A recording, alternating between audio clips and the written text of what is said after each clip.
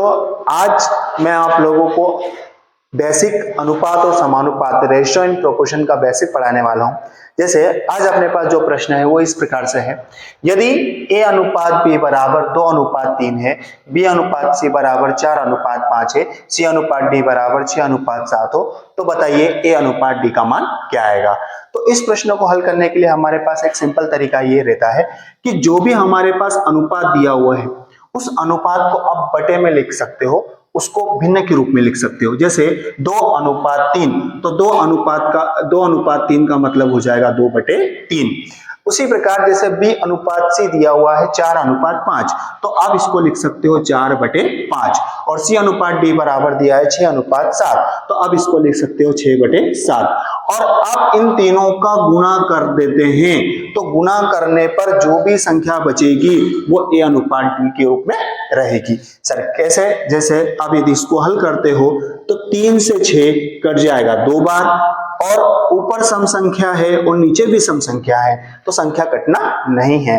तब जाके 3 से 6 कट गया 2 बार, अब कुछ संख्या नहीं कटना है, डायरेक्ट मल्टीप्लाई कर देना है। 2 का 4 में करेंगे 2 चौक 8 और 8 दूनी 16, यह आ जाएगा आपका 16 और 5 आता 35। आपका बना 16/35, और 16/35 को आप लिख सकते हो 16 अनुपात 35। मतलब आपके प्रश्न का आंसर आ गया, ए अनुपात डी का मान आ गया 16 अनुपात 35। अब सोच रहे होंगे कि सर आपने इन तीनों संख्याओं का गुणा करके डायरेक्ट आंसर क्यों लिया आया। इसका पीछे रीजन ये है कि जैसे मैंने ए अनुपात बी है, यदि मैं ए बटे बी लिखूं, बी अनुपात सी है यदि बी बटे सी लिखूं, और सी अनुपात डी है यदि इसको मैं सी बटे डी लिखूं, और यदि इन तीनों संख्याओं का गुणा कर दूं और गुणा करने पर बी से बी और सी से सी कट जाएगा, जिसमें आपका बनेगा ए बटे डी, और ए बटे डी का मतलब होता है ए अनुपात डी। तो इसी प्रकार आप जो आपका आंसर आएगा 16 अनुपात 35, वो मान ए अनुपात डी का होगा। तो इस प्रकार से इस प्रश्न का आंसर आ जाएगा 16 अनुपात 35।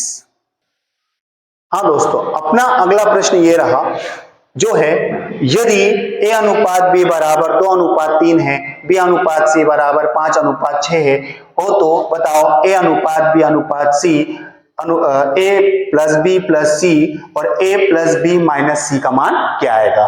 तो अब अपने माइंड में आ रहा होगा, आपके दिमाग में एक प्रश्न आ रहा होगा कि सर a की जगह 2 रख देते हैं और b की जगह 3 रख देते हैं, यहाँ पर भी b की जगह 5 रख देंगे और यहाँ c रख देंगे। तो दोस्तों आप इस तरीके से उस प्रश्न को हल नहीं कर सकते। तो इस प्रश्न को हल करने के लिए सबसे पहले आपको a अनुपात b बराबर 2 अनुपात 3 दिया है, b अनुपात c बराबर 5 अनुपात 6 दिया हुआ है, तो आपको सबसे पहले इसको सॉल्यूशन बनाना पड़ेगा, इसका सिंपल अनुपात बनाना पड़ेगा a अनुपात b अनुपात c।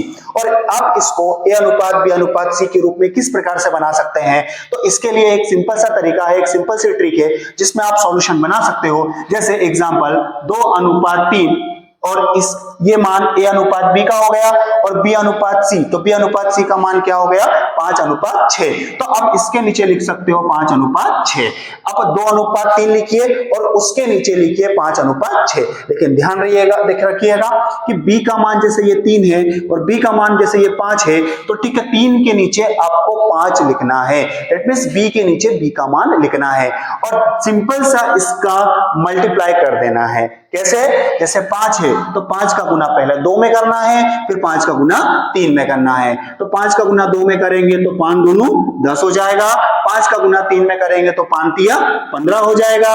अब लेकिन बच गया हमारे पास 6, तो 6 का गुना किस में होगा 3 में, और ये हो जाएगा आपका 18। मतलब आपका जो मान बना वो बना 10, 15, 18। अब मुझे ये जो मान आया, ये मान आपका a b c का रहेगा। लेकिन क्या ये सभी संख्याएं जो है वो किसी अंक से, किसी संख्या से कट सकती है? तो देखिए 10, 15, 18 ये किसी भी संख्या से नहीं कटेगा। अब बोल सकते हो सर 10, 15 कट जाएगा लेकिन 18 नहीं कट रहा है। 5 से इसको काट सकते हैं लेकिन 5 से इसको नहीं काट सकते, और अनुपात का नियम है भाई, कटेगा तो तीनों कटेंगे अन्यथा नहीं कटेंगे। तो अब इसमें ए की जगह, अब इसकी जगह ए का मान, बी का मान और सी का मान लेकर हल कर सकते हो। अब ए का मान रख सकते हो 10, बी का मान रख सकते हो 15 और सी का मान रख सकते हो 18। जैसे ए का मान 10, बी का मान 15, सी का मान 18। उसी प्रकार अब यहां पर भी ए का मान 10, बी का मान 15 और सी का मान 18 रखकर हल कर सकते हो। मतलब अब यहां पर डायरेक्ट अपना मान रख सकते हैं। अब यदि हल करते हैं तो हल करने पर कितना होगा, 8 और 5 13, बचा 1, 1 2 3 4, यह हो गया आपका 43। दैट मीन्स अब इसमें आपको एक प्लस करना है और फिर माइनस करना है, तो 10 और 15 हो जाएगा आपका 25 और 25 में से 18 माइनस हो जाएगा। अब 5 में से 8 तो जाएगा नहीं, 15 में से 8 गया, क्या बचेगा 7, और यहां बच गया अपने पास 1, क्योंकि उधार ले चुके थे। अब 15 में से 8 गई 7, यहां बचा 1, और अब 1 में से 1 जाएगा तो कुछ नहीं बचेगा। इसका मतलब आपके प्रश्न का आंसर आ जाएगा 43:7, मतलब 43:7। एक बार फिर से समझिएगा कैसे करना है आपको। सबसे पहले a अनुपात b बराबर 2:3 दिया है, b अनुपात c बराबर 5:6 दिया हुआ है, और बोल दिया गया a plus b plus c अनुपात a plus b minus c का मान क्या आएगा। तो सबसे पहले आप इस वैल्यू को, इस प्रश्न को पहले a अनुपात b अनुपात c के रूप में बना सकते हैं, जिसमें a अनुपात b बराबर 2:3, b अनुपात c बराबर 5:6 रहेगा। लेकिन याद रखिएगा b के नीचे b का मान लिखना है। 5 का गुना 2 में भी होगा, 5 का गुना 3 में भी होगा, तो क्या हो जाएगा 5 दूनो 10, 5 तिया 15, लेकिन बच कौन गया 6, तो 6 का गुना हमारे पास होगा भैया 3 में। 5 दूनो 10, 5 तिया 15, 6 तिया 18।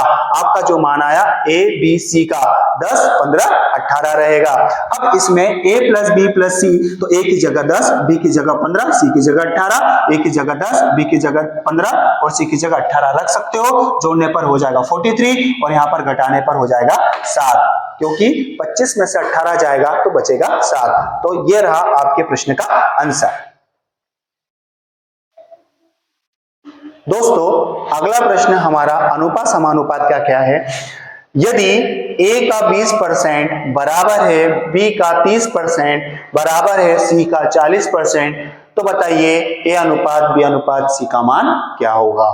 तो इस प्रश्न को हम कैसे कर सकते हैं, देखिएगा। अब a का 20% बराबर है b का 30% और बराबर है c का 40%, तो आपको इस प्रश्न को हल करने के लिए कोई ज्यादा मेहनत नहीं करनी है। बहुत सिंपल तरीका है जिसमें आप लोग इस प्रश्न को हल कर सकते हैं।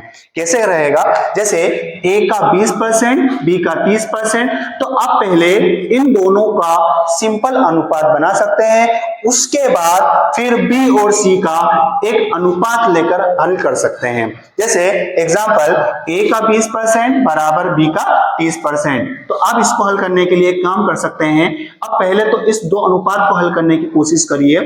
अब a अनुपात b बना लीजिए और इन दोनों को हल करते हुए b अनुपात c बना लीजिए। अब a का 20% बराबर b का 30%, तो a की जगह रख दीजिए 30 और b की जगह रख दीजिए 20। फिर से समझिएगा कैसे करना है। a की जगह आपको लिखना है 30 और b की जगह लिखना है आपको 20। तो a की जगह आप लिख सकते हो 30% और b की जगह लिख सकते हो आप 20%। अब जब इसको हल करोगे तो परसेंट से परसेंट कट जाएगा, 0 से 0 कट जाएगा, आपका अनुपात आ जाएगा 3:2। इसी प्रकार जैसे a और b को लेकर हल किया, उसी प्रकार b और c को भी लेकर हल कर सकते हो। जैसे b का 30% बराबर है c का 40%, तो जिस प्रकार से ये दो को लेकर हल किया, इसी दो को भी लेकर हल कर सकते हो। दैट मींस आप यहां पर भी b की जगह 40 और c की जगह 30 रखकर हल कर सकते हो। मतलब b की जगह 40 और c की जगह 30, जैसे कि मैंने यहां किया था। a की जगह लिखा था 30 और b की जगह लिखा था 30। अब यदि b और c की बात करते हैं तो b की जगह लिखना है 40 और c की जगह लिखना है 30। अब b की जगह हम लिख सकते हैं यहां पर क्या 40% जो है b का, जो c का मान था, जो c का 30% 40% था उसकी जगह, और अब यहाँ c की जगह लिख सकते हो 30%, और हल करने पर परसेंट से परसेंट कट जाएगा, 0 से 0 कट जाएगा। मतलब आपका अनुपात क्या आएगा 4:3। अब हमारे पास ए अनुपात बी मिल गया, बी अनुपात सी मिल गया और आपको ए अनुपात बी अनुपात सी बनाना है। तो सर इसको हम कैसे बनाएं? तो इसका एक सिंपल तरीका जो कि मैं आपको बता चुका हूं अगले प्रश्न में, जो इस प्रश्न में भी आप उसको हल कर सकते हो। सबसे पहले लिखिए 3 अनुपात 2 जो ए अनुपात बी का मान है, और उसके नीचे लिखिए 4 अनुपात 3, इसके नीचे आ जाएगा 4 अनुपात 3 और कर दीजिए इसका क्रॉस मल्टीप्लाई। कैसे? जैसे कि आप जानते हैं 4 का गुना 3 में भी करना है, 4 3 12, 4 का गुना 2 में करना है, 4 दूनी 8, लेकिन बच कौन गया? 3, तो 3 का गुना आपको 2 में करना है, 3 दूनी 6। तो आपके प्रश्न का आंसर आ गया 12 8 6। एक बार थोड़ा सा देख लीजिए कैसे करना है। ए का 20%, बी का 30% बराबर है सी का 40%। तो आप पहले इस दो वेरिएबल, दो इस पद को लेकर आप लोग ए अनुपात बी निकाल सकते हो और इन दोनों को भी लेकर आप बी अनुपात सी निकाल सकते हो।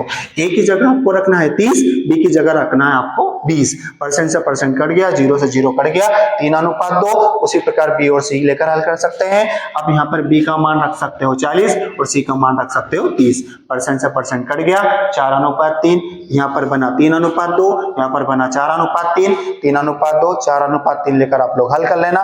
तो आएगा 4 3 12, 4 दूनी 8 और 3 दूनी 6। तो आपके प्रश्न का आंसर 12 8 6 ये रहा। दोस्तों अगला प्रश्न हमारे पास ये रहा, यदि ए बी से 20% अधिक हो तथा बी सी से 20% कम हो तो ए अनुपात बी अनुपात सी का मान क्या आएगा? मैं आप लोगों को अनुपात और समानुपात के बेसिक प्रश्न बता रहा हूं जो कहीं ना कहीं एग्जाम में आते हैं और कहीं ना कहीं एग्जाम में पूछे जाते हैं। और आप पिछले प्रीवियस पेपर, पुराने पेपर देख सकते हो जिसमें इस टाइप से प्रश्न एग्जाम में कई बार पूछे भी जाते हैं। अब इन प्रश्नों को हम कैसे कर सकते हैं? अब अपने को आंसर ए अनुपात बी अनुपात सी के रूप में बनाना है। तो देखिएगा, आप एक बात सब जानते हैं या आप लोग ये जानते हो कि जब भी हमारे पास परसेंट की बात होती है तो हम हमेशा 100 मान के चलते हैं। जब भी परसेंट की बात हो तो आप हमेशा 100 मान के चलिए। जैसे 20% अधिक है तो 20 में प्लस करिए और 20% कम है तो 20 100 में प्लस करिए, और यदि 20% कम है तो 100 में से 20 माइनस करिए। अब जैसे 40 अधिक है कि भैया 40% कोई वस्तु अधिक है या 40% की वृद्धि कर दी गई या 40% बढ़ा दिया गया तो आप उसमें 100 में 40 प्लस करके हल कर सकते हो, और यदि 40% कम कर दिया गया तो आप वो 100 में से 40 माइनस करके हल कर सकते हो। जैसे अपने पास ये प्रश्न रहा कि ए बी से 20% अधिक हो तथा बी सी से 20% कम हो, तो बताइए ए अनुपात बी अनुपात सी का मान क्या आएगा? तो हम इस प्रश्न को भी ए अनुपात बी अनुपात सी के रूप में बनाना है। तो अब इसमें भी हम ए अनुपात बी और बी अनुपात सी लेकर हल कर सकते हैं। कैसे? अब इस स्टेप्स को पढ़िए, क्या लिखा है? यदि ए बी से 20% अधिक हो, तो सिंपल सी बात है ए बी से 20% अधिक हो। कौन? ए किससे? बी से 20% अधिक हो, बी से 20% अधिक हो। तो यदि मैं यहां पर बी को 100 मानता हूं, बी को 100 मानता हूं तो ए 20% अधिक है तो कितना हो जाएगा? 120। फिर से देखिएगा, मैं बी को क्या मानूं? 100। बी को आप 100 मान सकते हैं। यदि बी हमारे पास 100 होगा तो ए 120 हो जाएगा। और इसी प्रकार यदि मेरे पास इस स्टेप में बी सी से 20% कम हो तो यहां पर सी को 100 मानेंगे तो बी हमारा 80 हो जाएगा। जैसे कि इस प्रश्न में मैंने किया, इस स्टेप में मैंने किया था, बी सी से 20% कम हो तो सी को क्या मान लो? 100, तो बी क्या हो जाएगा? 80। अब इसको सॉल्यूशन बनाते हैं तो 0 से 0 कट जाएगा, 2 से 6 बार, 2 से 5 बार, ए अनुपात बी का मान आएगा 6 अनुपात 5। उसी प्रकार ये 0 से 0 कट जाएगा, ये कटेगा 2 से 4 बार, 2 से 5 बार, मतलब ये अनुपात क्या बनेगा? 4 अनुपात 5। वही प्रोसेस, ए अनुपात बी का मान आ गया, बी अनुपात सी का मान आ गया। जैसे कि मैं अगले प्रश्न में आपको बता चुका हूं कि यदि दो अनुपात अलग अलग देते हैं तो आप उसका सिंपल ए अनुपात बी अनुपात सी निकाल सकते हैं। कैसे? जैसे 6 अनुपात 5 लिखिए, उसके नीचे 4 अनुपात 5 लिख दीजिए। 4 का गुना गुना 6 में भी होगा और 5 में भी होगा। 6 चौक 24, 4 पंजे 20 और बच गया 5। 5 का गुना 5 में होगा तो 5 25। मतलब आपके प्रश्न का आंसर जो आएगा वो आएगा 24, 20, 25। बस एक बात हमेशा याद रखिएगा कि जब भी परसेंट की बात आती है, अधिक होता है तो 100 में प्लस करना है और कम होता है तो माइनस करना है। दूसरी प्रकार जैसे ए बी से 20 अधिक है, बी सी से 20% कम है, तो ए अनुपात बी और बी अनुपात से लेकर दो अलग अलग रूप बनाकर उसको हल कर सकते हैं। अब बी जो ए है वो बी से 20% अधिक है, तो बी को मान लीजिए 100 तो ए हो जाएगा 120। क्यों हुआ? 20% अधिक है। यहां पर सी को मानिए 100। अच्छा, सी को क्यों माना? क्योंकि भैया बी जो है वो सी से 20% कम है, तो यदि मेरे लिए सी 100 हो गया तो बी 80 होगा। हल करने पर 0 से 0 कट गया, 2 से ये 6 बार, 2 से ये 5 बार, 2 से ये 4 बार, 2 से ये 5 बार। यहाँ अनुपात बना 6 अनुपात 5, यहाँ बना 4 अनुपात 5। 4 का गुना 6 में, 4 6 24, 4 पंजे 20, 5 25। तो आपके प्रश्न का आंसर आ गया 24, 20, 25। ये रहा आपका प्रश्न। ठीक है दोस्तों, मिलते हैं अगले वीडियो में। Okay, thank you.